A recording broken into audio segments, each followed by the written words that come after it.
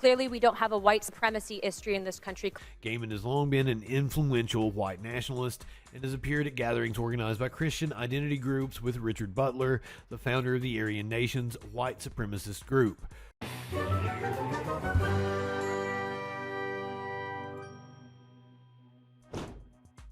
going to want to keep your eye on this Representative Paulina Luna.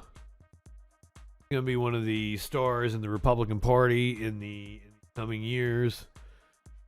Said clearly we don't have a white supremacy issue.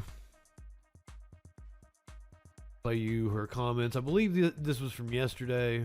Once again, this is Representative Paulina Luna from Florida, a rising star in the Republican Party, I guarantee you. Okay, I just want to close out with this because I know that we're limited on time here. For any member of this House of Representatives advocating to defund Border Patrol and ICE, not only are you complicit in engaging in aiding and abetting traffickers, but you are hurting minority children at that. And with my final question, can you please tell me, are a majority of Border Patrol agents white or Hispanic? Ma'am, my understanding is the majority of Border Patrol agents are Hispanic, and as I've stated earlier, yes, of a skinhead. Most of them are either first-generation migrants or migrants themselves. I will close with this. Clearly, we don't have a white supremacy history in this country. Clearly, it's an illegal immigration one. I thank you guys for your service, and please. We don't have a white supremacy issue because most of the Border Patrol agents are Hispanic. Be very clear, she asked that of a white man with a very bald head. A very kind of look about him. But I would counter that with, last night we saw the stories of the neo-Nazi group that was trying to attack power substations. And then I would also counter this with members of her own party doing shit like this. A North Dakota Republican's ties revealed to a white nationalist church that inspired Olympic bomber Eric Reed.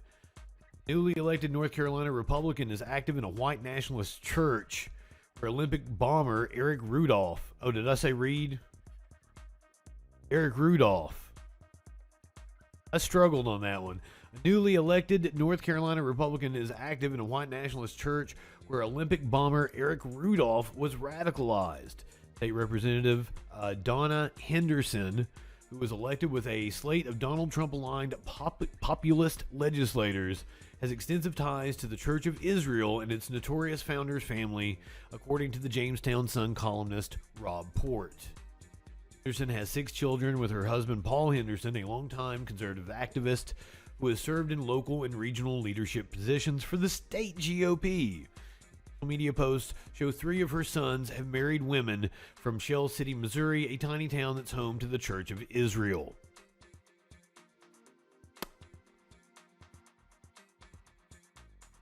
All 3 women have ties to the church and its private K-12 Christian Heritage Academy, and 2 of church founder Don Gaiman's daughters expressed support for Henderson's campaign on social media. Gaiman has long been an influential white nationalist and has appeared at gatherings organized by Christian identity groups with Richard Butler, the founder of the Aryan Nations white supremacist group. Rudolph, who was convicted of the deadly 1996 Olympic bombings, spent time at Gaiman's church. According to both their family members, and his time there shaped his extremist political views.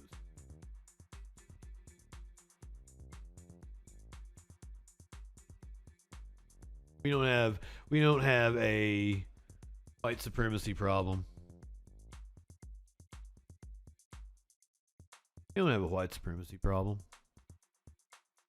I would say there's also a good mix of Christian nationalism in there because the supremacy doesn't just limit itself to racial lines. They also like to target groups like the LGBTQ community. Word of the day the other day was demagoguery. Missouri GOP goes a step further than Florida. Proposes the most extreme don't say gay bill. Missouri State Senator Mike Moon.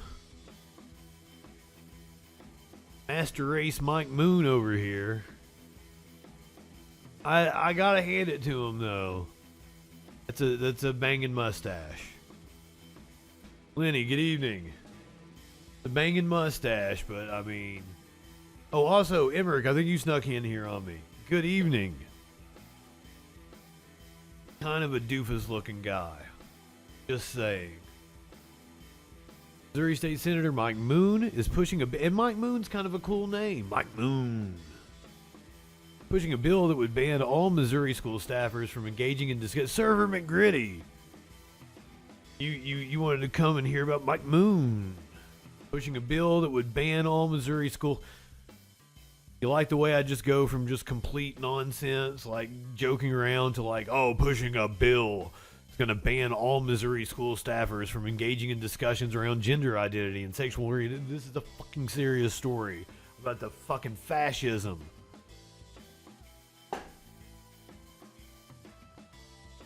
I should be outraged and not making jokey jokes. My apologies. It would ban Missouri school staffers from engaging in discussions around gender identity and sexual orientation, with exceptions for licensed medical health providers who have permission from parents or guardians.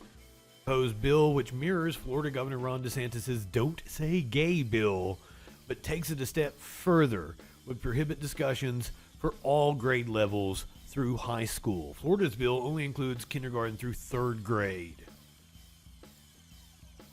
Executive Director of the LGBTQ rights advocacy group Promo Missouri, Katie Erker Lynch, told Springfield News Leader the legislation follows the lead of Florida's bill, but does so with broader impact and implications than any other law across all 50 states.